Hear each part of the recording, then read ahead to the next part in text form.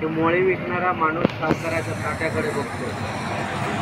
असं हा आपण आणलेली मुळी एवढं मोठं पक्वान्न खातो आणि जर एवढं मला एकाही दिवशी मिळत नाही असं 2-5 रुपये देतो की झालं का.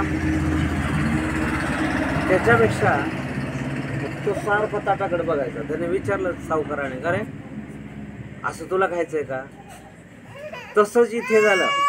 तो साधू जेव्हा त्या गुलाबजामकडे आणि उकळलेल्या दुधाकडे बघत होता, त्या हॉटेल मालकाने विचारलं, का रे बा तुला खायचंय का, पाहिजे का. म्हणजे हो लय भूक लागली. पटकन त्याने एक ग्लास दूध दिलं आणि 2-4 गुलाबजाम दिलं. इतका नाचला. पाऊस पडायला लागला म्हणले पुढे.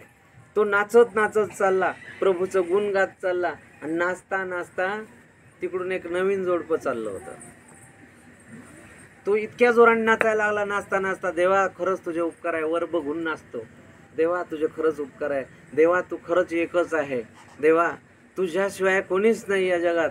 कोणाला का दयामाया येईल की नाही माहीत नाही, पण तुला मात्र नक्की दयामाया येते. असा वर बघून नाचत होता.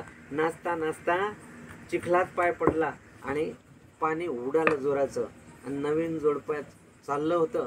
त्या नवरीच्या त्या दागिन्यावर, त्या साडीवर ते पाणी चिखलाचं गेलं. नवऱ्याला असा राग आला.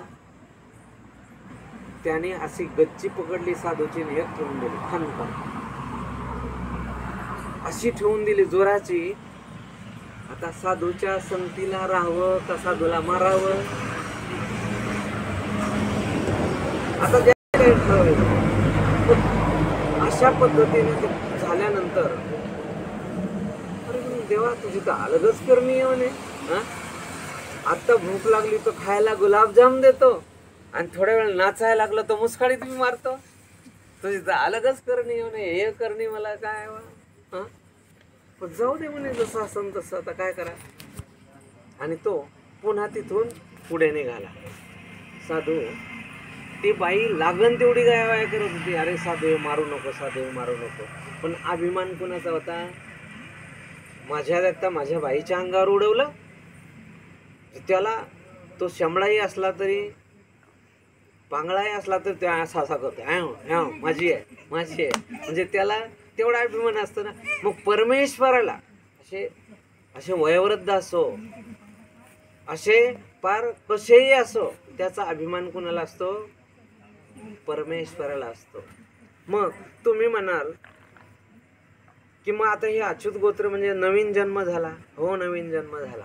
जसं गुलाबाचं फुल तुम्हाला सगळ्यात जर बगीचात गेले, गुलाबाचं फुल जर टवटवीत फुललेलं दिसलं तुम्हाला काय वाटतं,